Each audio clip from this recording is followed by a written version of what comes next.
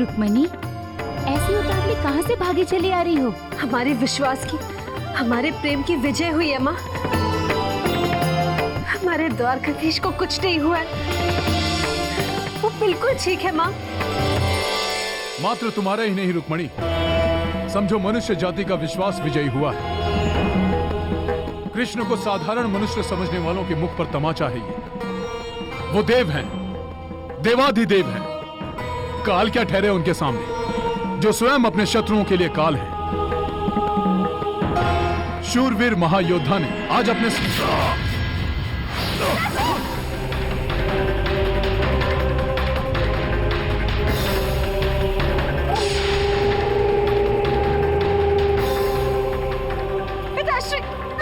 जिस शत्रु का नाम कुंडिनपुर में अपराध माना जाता है, उसकी घोषणा भी की हमने। तुम यहाँ पे खड़े खड़े उसी की बड़ाई के भजन गा रहे हो। लज्जा आनी चाहिए तुम्हें, लज्जा। रुक्मिणी का विवाह किसी और के साथ तय हो चुका है, और ऐसे में तुम इसके सामने किसी पराये पुरुष का गुणगान कर रहे हो, भटका रहे हो इसे। सैनिकों, इनको इनके ही कक्ष में बंद कर दो, और जब तक रुक्मिणी का विवाह संपन्न नहीं होता, इन्हें उससे मिलने ना दिया जाए।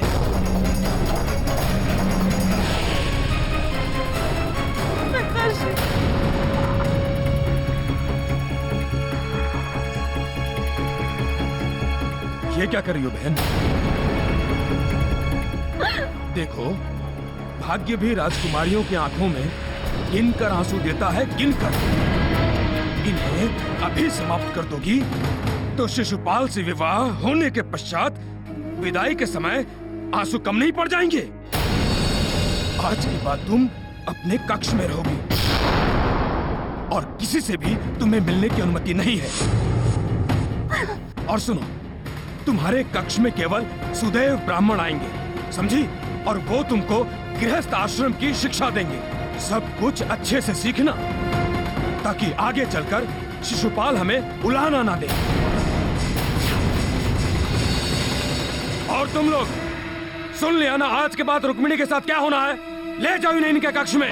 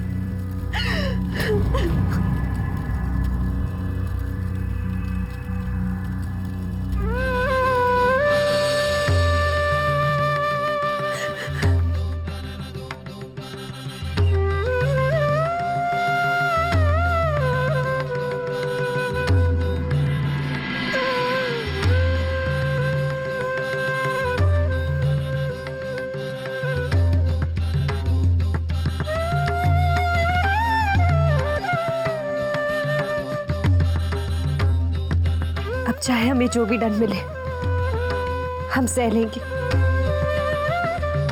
आज हमें ये सारे दंड प्यारे लग रहे हैं, क्योंकि ये दंड हमें कृष्णा से प्रेम करने के लिए मिले। आज हमारे मन में कोई डर नहीं, कोई शक नहीं। हम मानते हैं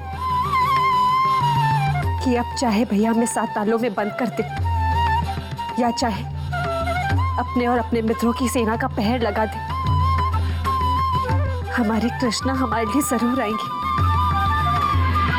हमें बस अपनी मन की बात उन तक कैसे भी पहुंचानी है, जो हम पहुंचा कर रहेंगे। कृष्णा को अपनी रुक्मिणी के लिए अब आना ही होगा।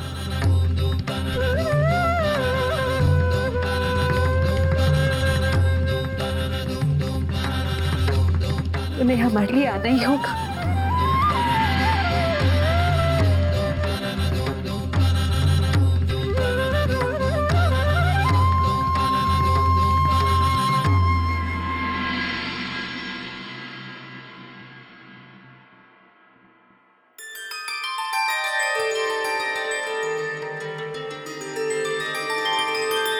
स्वामी, कैसे आंखें मूंदे बैठे हैं आप? रुक्मणी के रूप में हम धरती पर अवतरित हुए हैं।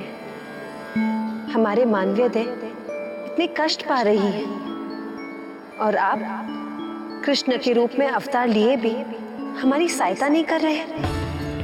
हे वेद, कृष्ण तो एक मनुष्य रूपी अवतार है, इसलिए उन्हें मनुष्य की भांति ही आचरण करना होगा।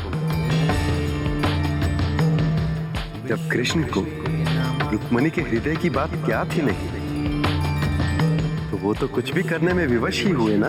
उन्हें ज्ञात नहीं, तो आप बताइए उन्हें। हम क्यों बताएं? रुक्मणी के रूप में आपने प्रेम किया है कृष्ण से, आप बताएं। हमने मानव रूप में अवतार लिया है। इस रूप में हमारे अपने बंधन हैं। हम अपने हृदय की बात कैसे पहुंचाएं उन तक?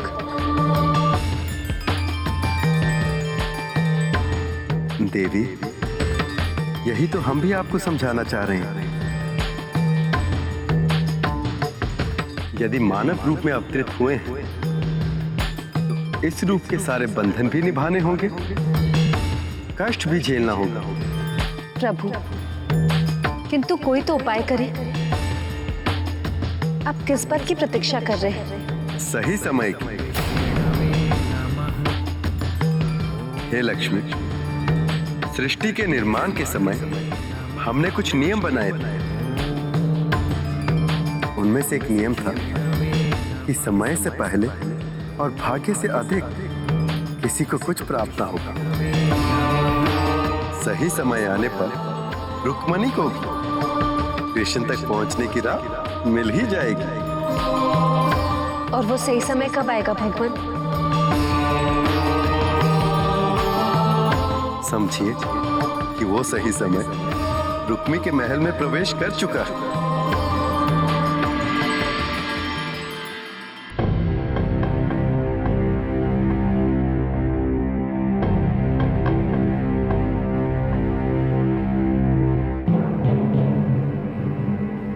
राजकुमारी रुक्मणी। प्रणाम ब्राह्मण देव। दीर्घायु भव। राजकुमारी,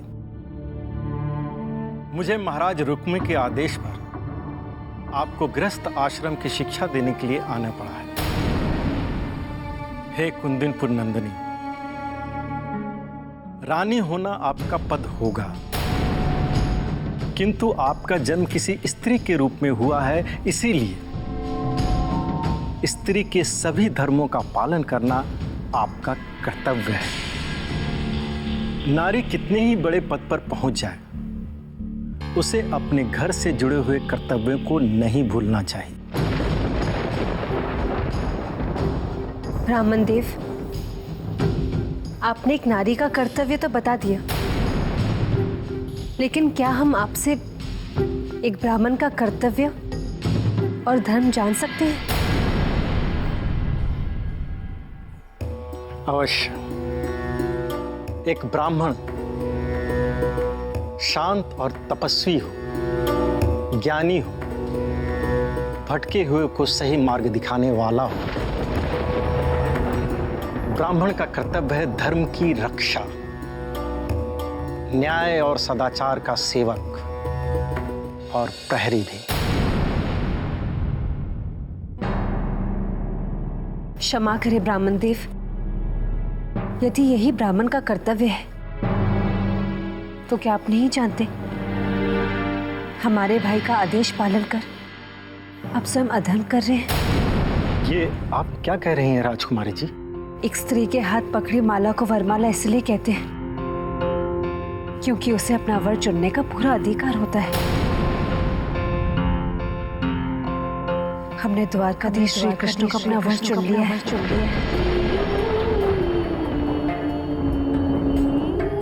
पर हमारे भाई बलपूर्वक हमारा विवाह शिशुपाल से कराकर हमसे हमारा अधिकार छीन रहे हैं। क्या ये अन्याय है? क्या ये अधर्म नहीं है? आप आप एक ब्राह्मण होकर भी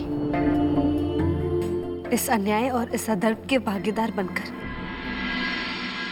ब्राह्मण कर्तव्य के विरुद्ध नहीं जा रहे।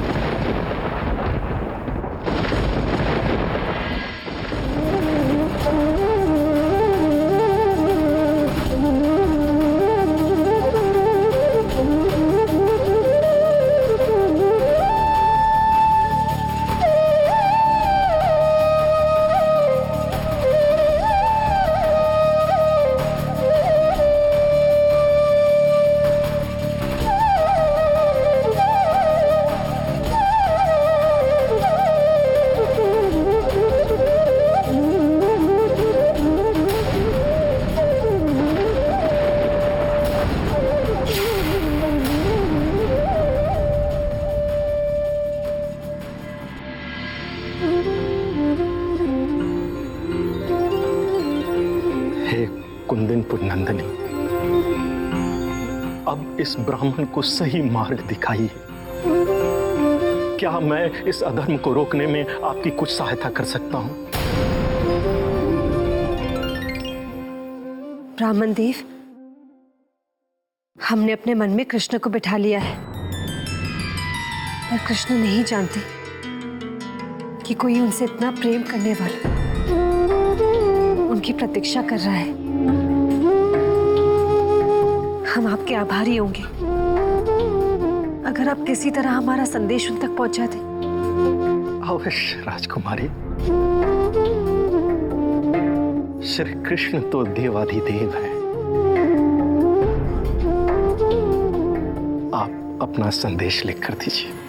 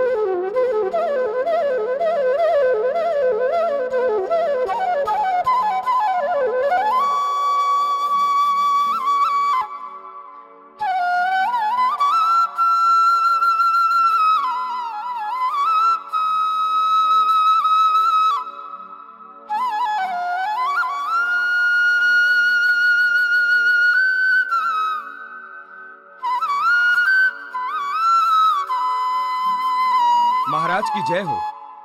महाराज, कोई तेजस्वी ब्राह्मण है जो अपना नाम सुदेव बताते हैं। वे आपके दर्शन पाने की आज्ञा चाहते हैं। उन्हें सम्मान सहित ले आओ।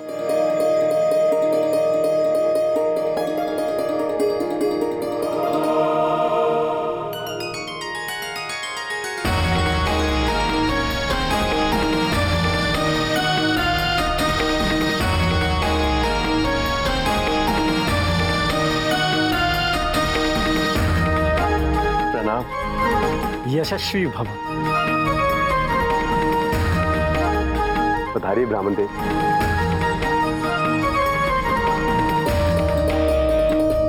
कृपया विराजिए। द्वारकाधीश, आप एक समृद्ध राजन और मैं एक साधारण सा ब्राह्मण। आपके सत्कार का योग्य मैं नहीं। हे ब्राह्मण देव, संसार में सबसे अधिक समृद्ध वही होता है जिसके पास ज्ञान का धन, क्योंकि हर धन की आयु और अंत होता है, किंतु ज्ञान का धन वो एकमात्र धन है जो बांटने से बढ़ता है, जिसका कोई अंत नहीं होता। अतः एक ज्ञानी ब्राह्मण तो किसी भी राजा से अधिक समृद्ध हुआ। ऐसा सुना था, उससे बढ़कर ही पाया।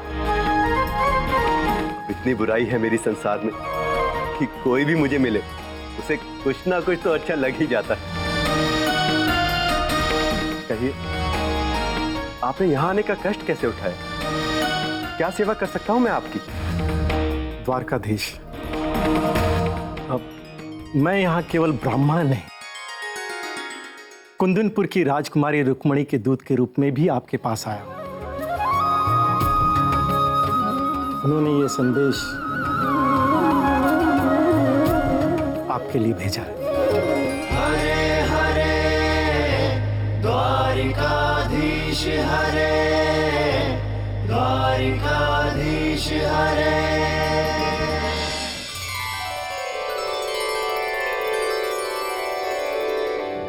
वासुदेव, मैंने स्वयं देखा था कि कैसे एक प्रेमिका की भावनाओं और एक राजकुमारी की मर्यादा के बीच शब्दों का युद्ध लड़ा उनकी कलम ने।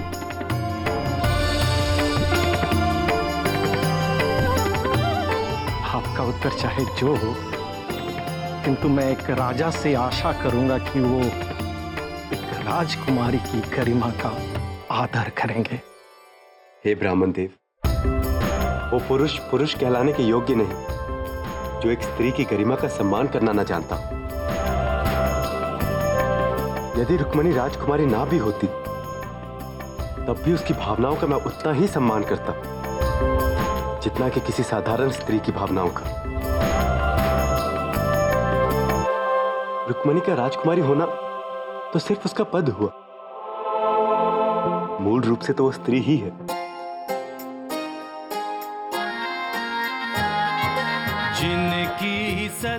हे द्वारकाधीश, कुंदीपुर की राजकुमारी रुक्मणी का प्रणाम स्वीकार करें। हम नहीं जानते मधुसूदन कि हम कैसे आपको ये पत्र लिखने बैठ गए। कदाचित आपका प्रेम है ये जिसने एक राजकुमारी को अपनी मर्यादा के बंधनों से मुक्त किया। आपसे विरह का डर है जिसने हमारे हाथों को कलम उठाने की शक्ति दी।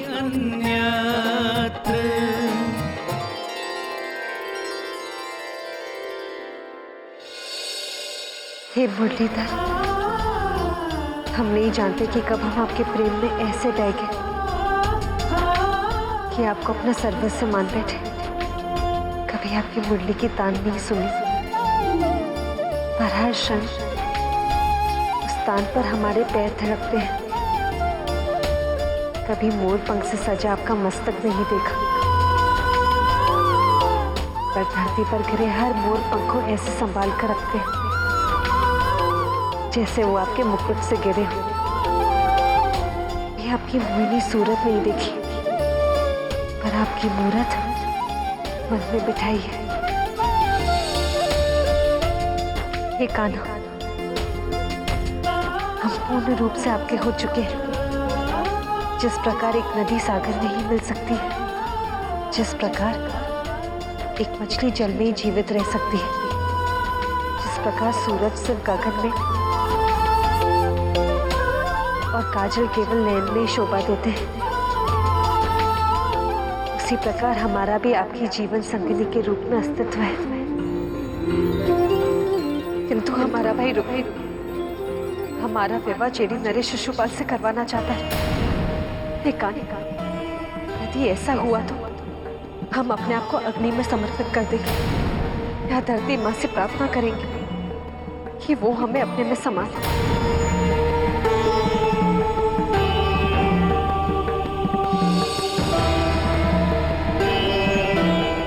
हे मुरलीधर, हमारा प्रेम निवेदन स्वीकार करे और आकर अपनी अर्धांगिनी के जीवन की, उसके प्रेम की, उसके भक्ति और आराधना की रक्षा करे। हे अजीत, ये कठिन है पर आपके लिए असंभव नहीं। हम आपको बताते हैं कि आप हम तक कैसे पहुंच सकते हैं। विवाह के दिन हमें कुलदेवी के दर्शनों के लिए नगर के बाहर गिरिजा मंदिर ले जाया जाएगा। यही एकमात्र अवसर है जब आप हम तक पहुंच सकते हैं। हम आपको आमंत्रित करते हैं कि आप आएं और हमारा हरण करें।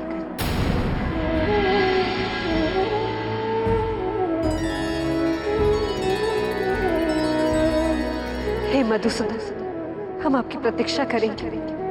यदि सूरज ढलने से पहले हमें आपके दर्शन ना मिले तो हमें सौगंध है अपने प्रेम की, स्त्री धर्म की, अस्तित्व की। कुंदनपुर हम नहीं, हमारा मृत शरीर जाएगा। हे नरश्रेष्ठ, यदि हम समाप्त भी हो गए, लेकिन हमारा प्रेम कभी समाप्त नहीं होगा, चाहे इसके लिए हमें सैकड़ों जन्म क्यों न लेने पड़े। कभी ना कभी रुक्मिणी अपने श्री कृष्ण के चरणों में वो स्थान जरूर पाएगी। आपकी रुक्मिणी।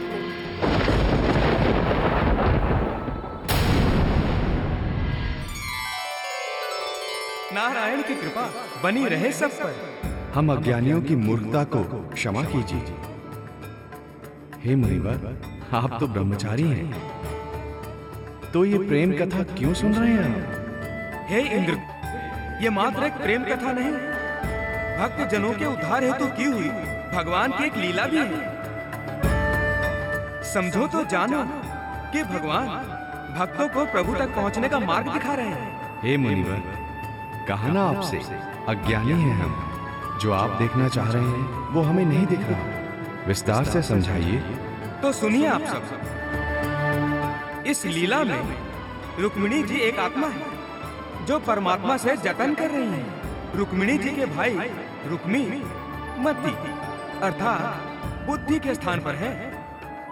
शिशुपाल के 4 साथी जरासंध, दंतवक्र, विदुरथ और शाल्व 5 इंद्रियों के रूपक हैं। इस लीला में प्रभु ये संदेश देना चाहते हैं कि मृत्यु लोक में आत्मा और मति 5 इंद्रियों के पाश में बंद कर छटपटाती है, और जब सच्चे प्रेम का आभास होता है तो परमात्मा को अपने उद्धार के लिए पुकारती है। रुक्मिणी जी का प्रेम पत्र केवल कुछ करुणामय शब्दों का समूह नहीं, ये एक प्रार्थना है, जीव की शिव के प्रति, आत्मा की परमात्मा में विलीन हो जाने की प्रार्थना और संकल्प। उत्तम, अति उत्तम।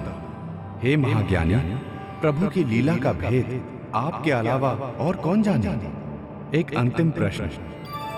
आत्मा ने सच्ची श्रद्धा और भक्ति से परमात्मा को पुकारा है, तो क्या परमात्मा आत्मा की आवाज सुने? क्या श्री कृष्ण भगवान रुक्मिणी जी के हरण के लिए आएंगे? नारायण नारायण।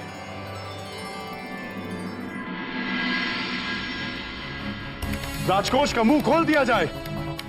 बारात की तैयारी में कहीं भी धन आड़े ना आए। ये हमारी और हमारे चेदी की प्रतिष्ठा का प्रश्न है। ऐसे ही होगा राजन। महाराज मगध नरेश जरासंध, महाराज साल्व, महाराज दंतवक्र और उनके भाई महाराज विदुरथ पधार रहे हैं। उन्हें ससम्मान यहाँ ले आओ। जो आ गया महाराज। अब आप सब जाएं और विशेष खाने पीने का और मदिरा का प्रबंध करें। ये सब हमारे विशेष अतिथि हैं।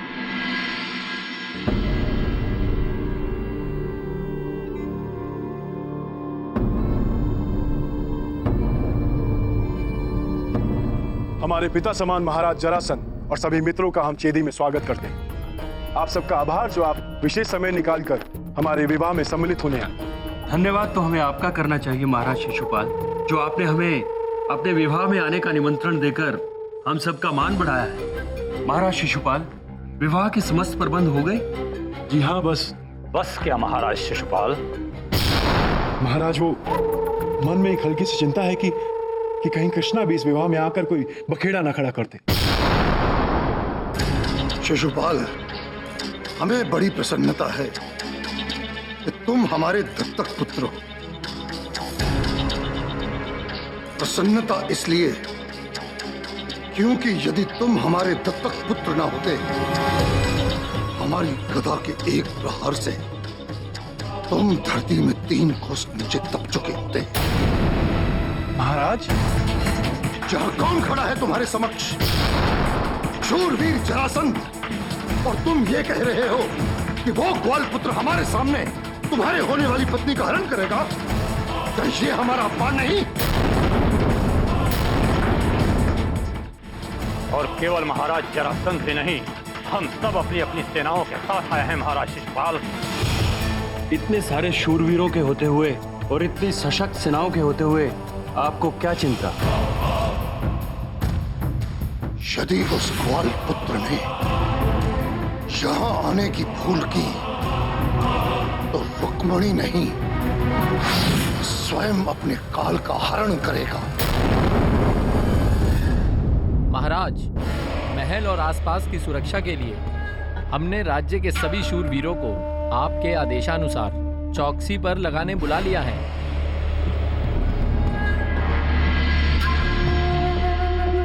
ये शेरा है महाराज, धनुर्विद्या में ऐसा निपुण कि रात के अंधकार में सिर्फ ध्वनि पर बाण चला शत्रुओं को गिरा सकता है। ये गजेधर है महाराज, अपनी गदा के वार से चट्टानों को चूर कर दे। और ये महाराज, तो वीरों, जिस राजा का खाकर तुम लोगों ने अपनी भुजाओं में बल पाया है, आज उसका ऋण चुकाने का समय आ गया है। आज के बाद हर क्षण चौकन्ना रहना होगा। हमारी बहन का विवाह है और वो कपटी कृष्ण इसमें विघ्न डालने का पूरा प्रयत्न करेगा। अगर ये विवाह सुख और शांति से संपन्न हो गया तो मैं तुम्हारे घर को धन धान्य से भर दूंगा।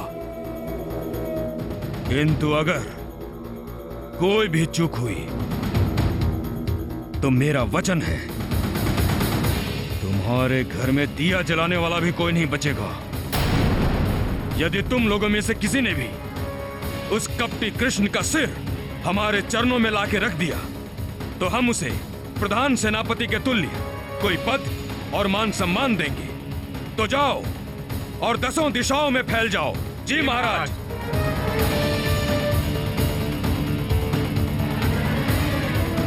कृष्ण, भूल के भी मत आना यहां, नहीं तो हमारा वचन है कि रुक्मिणी के विवाह के अग्नि से ही मैं तेरी चिता जलाऊंगा। ओम अपवित्रः पवित्रो वा सर्वावस्थां गतोऽपि वा यस्मरेत् पुण्डरीकाक्षं स बाह्याभ्यन्तरः शुचिः। ओम स्वस्ति नः इन्द्रो वृद्धश्रवा स्वस्ति नः पूषा विश्ववेदाः स्वस्ति नस्तार्क्ष्यो अरिष्टनेमि स्वस्ति नः बृहस्पतिर्दधातु। हे राजन, ये आपकी राज खड़ग, इसका विशेष ध्यान रखिएगा। ये तलवार एक राजा का मान सम्मान ही नहीं, उसका भाग्य भी है। इसे नापने से दूर रखिएगा और ना धरती पर। ऐसा होना घोर अपशकुन माना जाता है।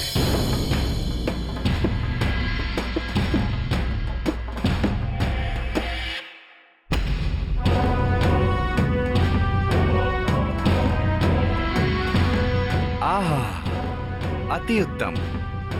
ऐसा तेज, ऐसी गरिमा ना आज तक देखी और ना ही देखने को मिलेगी। राजकुमारी रुक्मिणी का ये सौभाग्य है कि उसे वर के रूप में महाराज शिशुपाल जैसे ओजस्वी एवं शीलवान राजा मिल रहे हैं।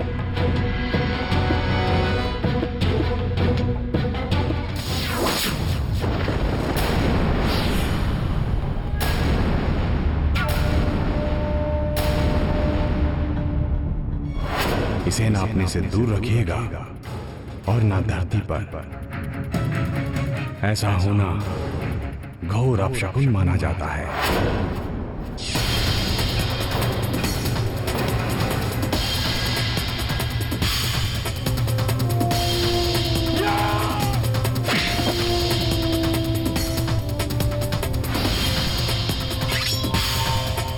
जिस दास में इतनी शक्ति नहीं जो अपने राजा की तलवार का मान रख सके, उसे जीने का कोई अधिकार नहीं।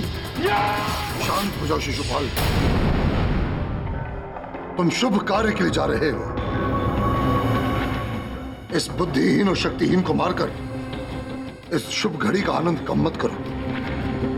महाराज शिशुपाल, इसे आपके सैनिक उचित दंड देते रहेंगे। आप चलिए, बारात प्रस्थान के लिए तैयार है।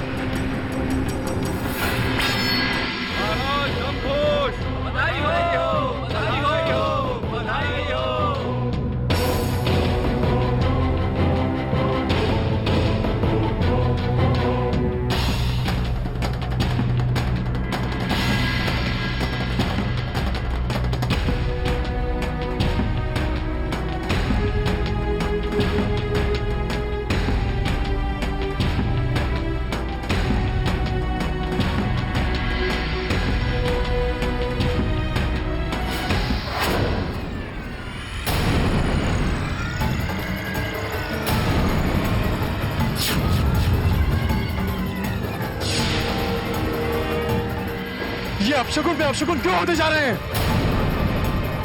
महाराज शिशुपाल, आप अपने मन में किसी भी प्रकार की शंका न रखें। वीरों की तलवारें शकुन या अपशकुन को मिथ्या सिद्ध करना जानती हैं।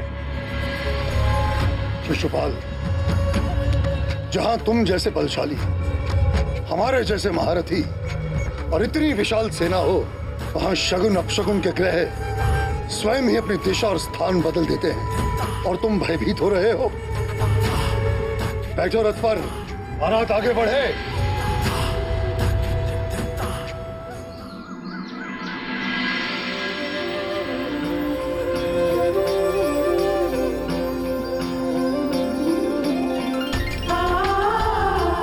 हमने तो अपने मन की हर बात उस पत्र में लिख दी थी कि अब भी ना समझे वो कि वो ना आए तो हम उनके प्रेम में प्राण त्याग देंगे।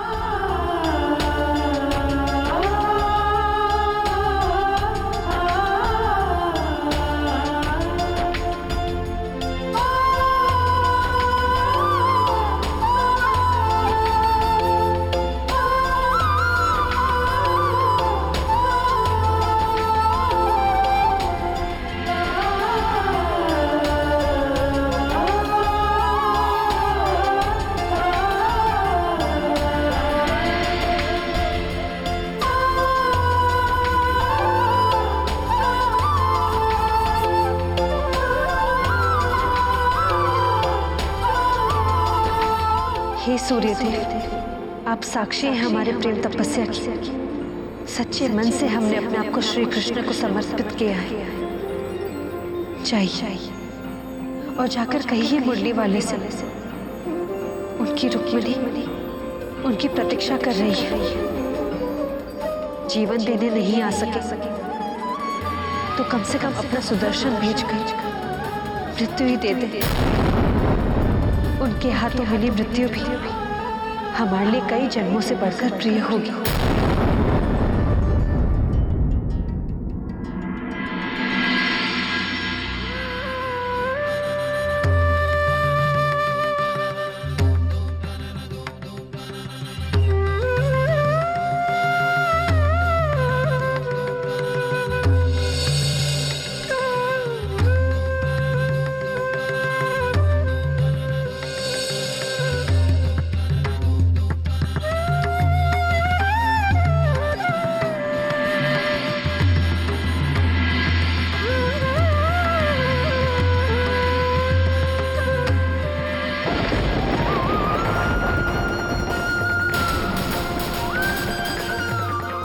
ये क्या?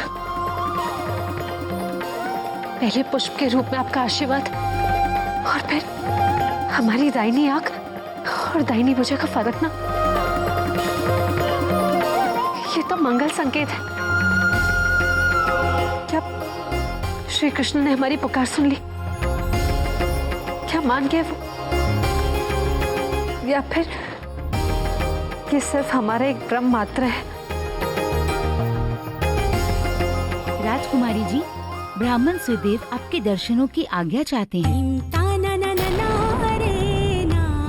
उन्हें शीघ्र अंदर ले आओ।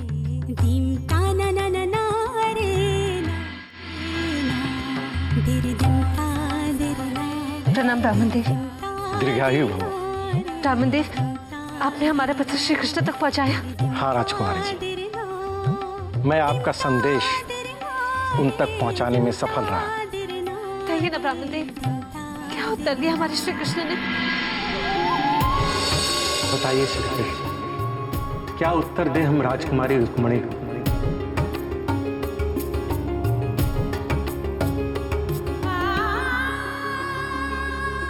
हे देव,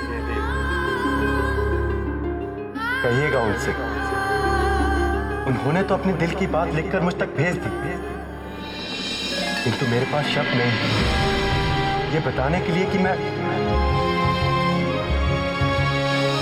उनसे कितना प्रेम करता हूं।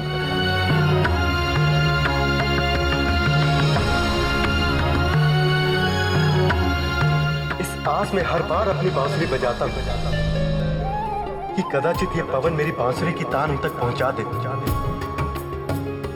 इस आस में नदियों को छूता हूं कि कदाचित इस नदी को रुक्मिणी ने भी स्पर्श किया होगा।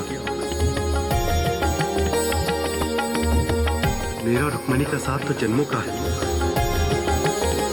हर जन्म में हमारा मिलन हुआ है,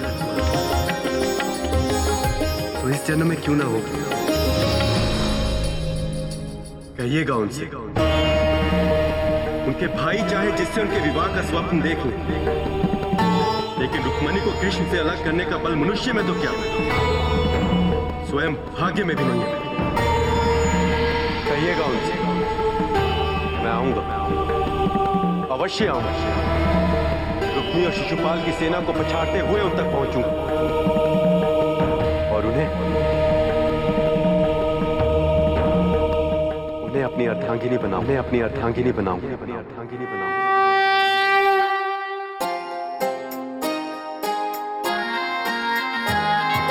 प्रियतम निश्चित आएंगे देने तुझको त्राण,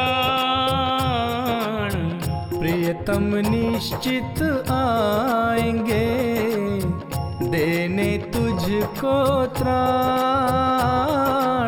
नैनों को वे नैन निधि देंगे दर्शन दान, सत्य नहीं मांगे कोई प्रमाण।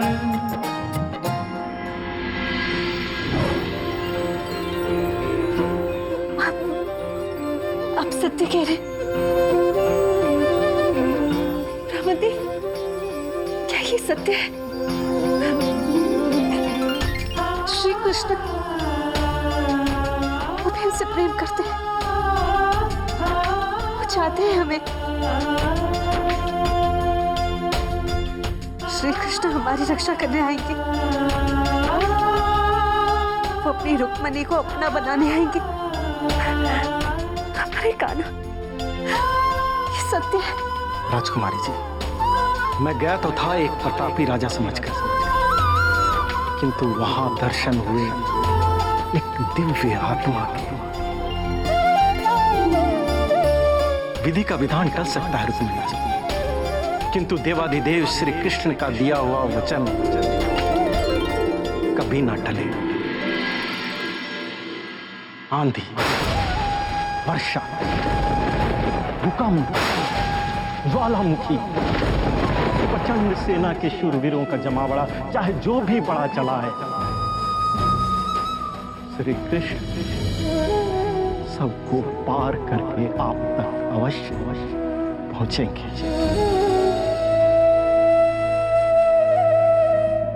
ब्राह्मण, आपका शत शत आभार। आपने एक हमें नया जीवन दिया है, इस उपकार का कोई मोल नहीं। आप जो चाहे मांग सकते हैं, हम आपको मांगने का पूरा अधिकार देते हैं। राजकुमारी जी, आभार है आपका, मैं आपसे कुछ नहीं मांगूंगा। अन्यथा ना ले, कुछ तो मांगना ही होगा आपको। राजकुमारी जी, जो पा चुका हूं उसके आगे अब सब छोटा होगा। क्या लें, क्यों लें आपसे कुछ? पा चुके हैं, पर हमने तो आपको कुछ दिया ही नहीं। राजकुमारी जी, आपने वो दिया है जिसे पाने के लिए जन्म जन्मांतरों तक ऋषि मुनि तप करते रहते हैं। मैंने कहा था ना राजकुमारी जी, मैं गया था एक प्रतापी राजा से मिलने के लिए, किंतु वहां दर्शन हुए एक दिव्य शक्ति के। उस दिव्य शक्ति के जो मंदिरों के पत्थरों में बसती, उस दिव्य शक्ति के जो सूर्य के किरणों में है, जो बादलों की छोटी छोटी बूंदों के रूप में है, जो धरती पर वायु और प्राणियों में आत्मा के रूप में। मुझे जीवन के दर्शन हुए राजकुमारी जी, जो स्वयं भगवान है। गिरिधर नटवर मुरली मनोहर अगणित तेरे नाम, ब्रिजपति लक्ष्मीपति त्रिभुवनपति शत शत तुझे प्रणाम मोहन, शत शत तुझे प्रणाम। इससे बढ़कर और आप क्या दे सकती हैं राजकुमारी जी? मेरे हाथ भरे हुए, मेरा हृदय भरा हुआ है।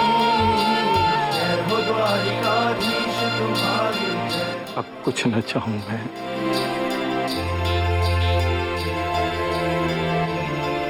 वो जिसे त्रिलोकी स्वामी अपनी अर्धांगिनी बनाने आने वाले हैं, वो साधारण नारी नहीं हो सकती।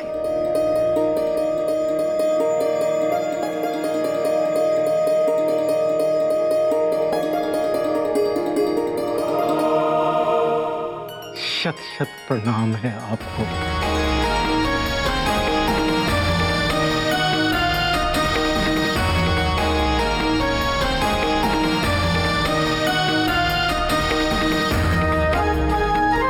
आज्ञा दीजिए। प्रणाम ब्राह्मण देव। मैं चलता हूं।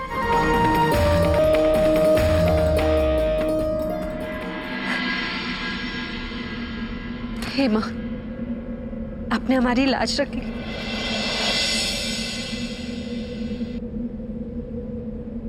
हे राजकुमारी रुक्मिणी जी, महाराज रुक्मी ने आपके लिए संदेशा भिजवाया है। बारात द्वार पर आ चुकी है, आप अपना श्रृंगार आरंभ करिए। उनसे कहिए रुक्मिणी अपने स्वामी के स्वागत के लिए श्रृंगार करेगी। अवश्य करेगी।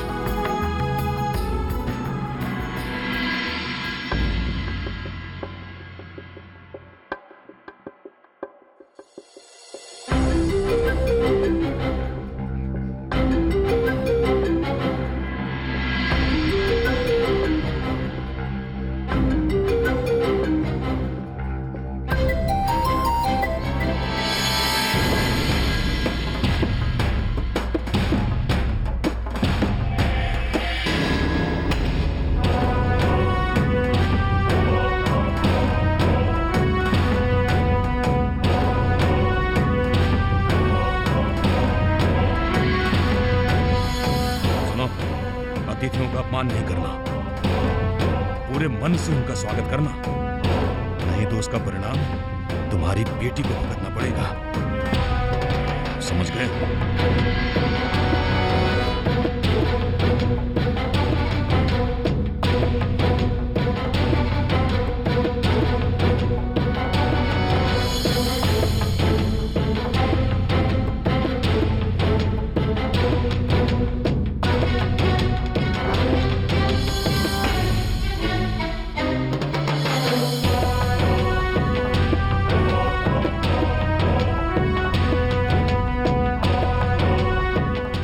स्वागत है।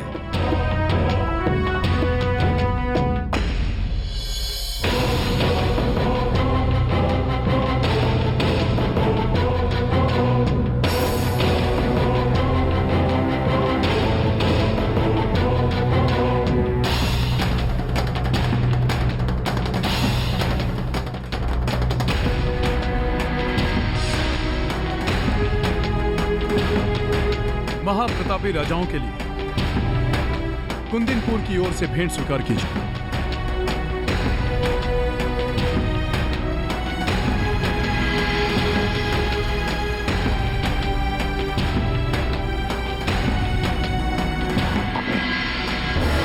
राजकुमारी का सवाले के प्रेम से पीछा छूटा जा रही।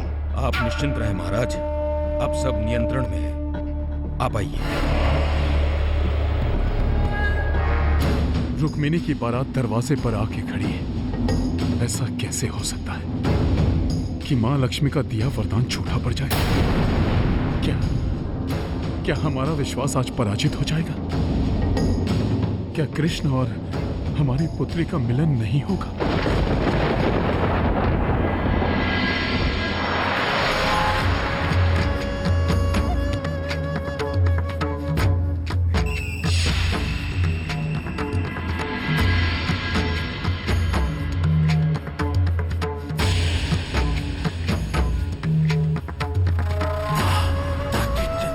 कुंदनपुर नरेश, ये क्या? आपके चेहरे पर आपकी बेटी की विवाह की प्रसन्नता दिखाई नहीं दे रही।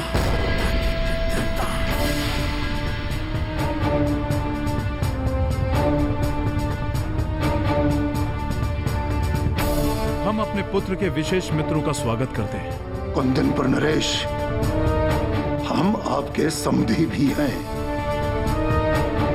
है ना? पधारिए महाराज, पधारिए।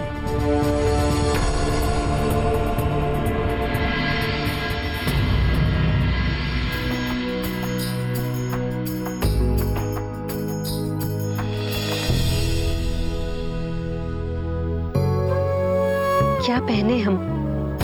हमारे तो सारे आभूषण आपके मोर पंख की सुंदरता के आगे फीके से लग रहे हैं। कैसे करें वो श्रृंगार कि आप हमें देखें और देखते ही रह जाएं।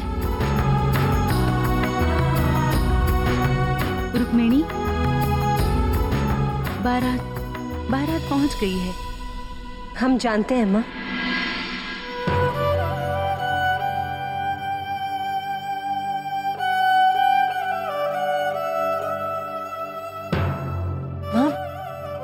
आप रो क्यों रही हैं? रुक्मिणी, हमें क्षमा करना। हम एक माँ होने का कर्तव्य नहीं निभा पाए। तुम्हारे पिताजी ने भी क्षमा भेजी है। वो तुम्हारे सुख की रक्षा नहीं कर पाए। परसों तुम्हारा विवाह है। हम अब तक यही आस लगाए बैठे थे कि कोई चमत्कार होगा और तुझे तेरे कृष्ण मिलेंगे। कृष्ण जी के साथ तेरा विवाह होने का स्वप्न पूरा ना कर पाने की वजह से हम दोनों तेरे अपराधी हैं। माँ,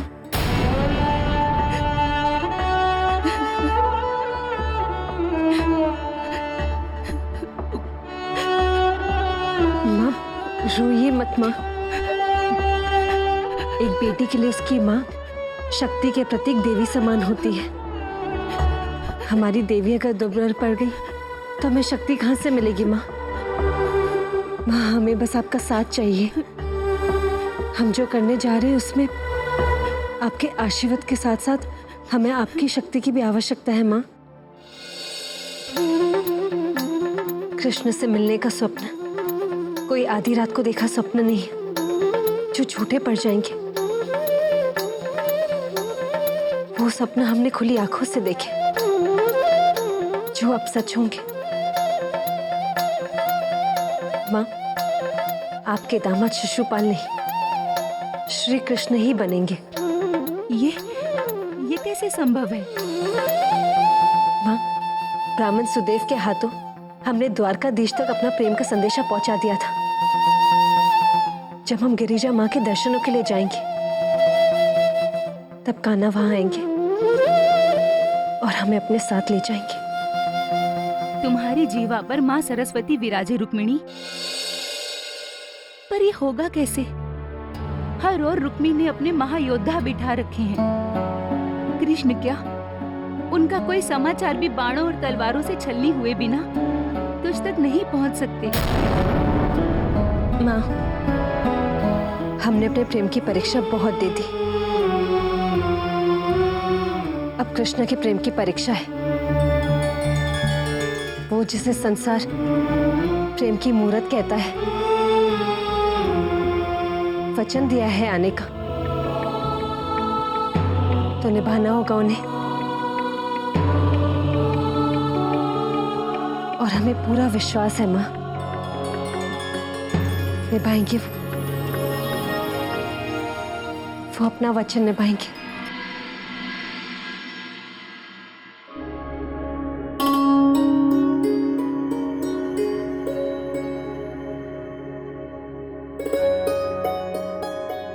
प्रणाम महाराज।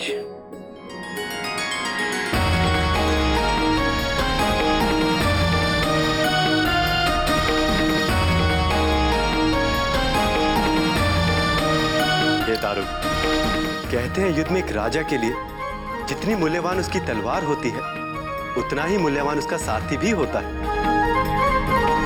मेरा भाग्य है कि मेरे हर महत्वपूर्ण समय में आप मेरे साथी रहे, चाहे वो युद्ध हो या शांति काल में देश के सुदूर कोनों में जाकर प्रजा का हाल जानने का समय। भाग्य तो मेरा है द्वारकाधीश, जो मुझे आपका सेवक कहलाने का अवसर मिला। आज पुनः मुझे आपकी सहायता की आवश्यकता है। कदापि मेरे जीवन की सबसे महत्वपूर्ण यात्रा में आपको मेरा साथी बनना है। आदेश दे भगवान। हे दारुक, आप मुझे कुंदनपुर ले चलिए। राजकुमारी रुक्मणी को द्वारका की रानी बनाने के लिए मैं उन्हें यहाँ लेकर आना चाहता हूँ। आपका आदेश अवश्य पूर्ण होगा महाराज। एक बात का विशेष ध्यान रखिएगा, इस बारे में किसी को कुछ पता ना चले। बलदाव तक भी ये बात नहीं पहुंचनी चाहिए। आप यात्रा का प्रबंध कीजिए। जी महाराज।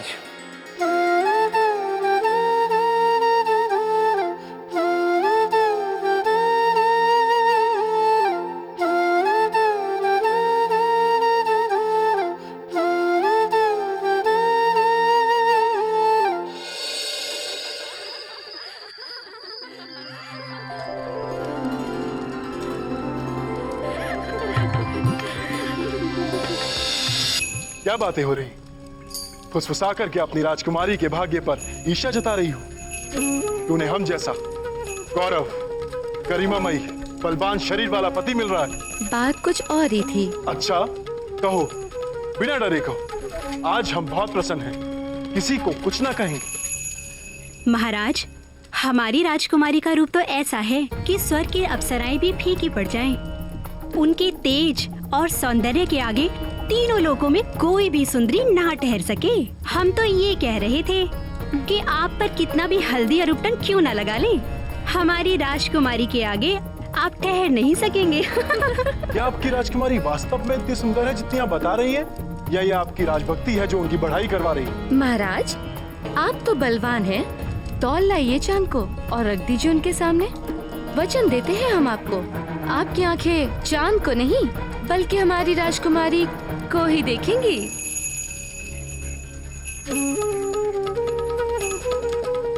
अगर ये सत्य है तो कल तक कैसे रुकूंगा रुक्मिणी को देखने से?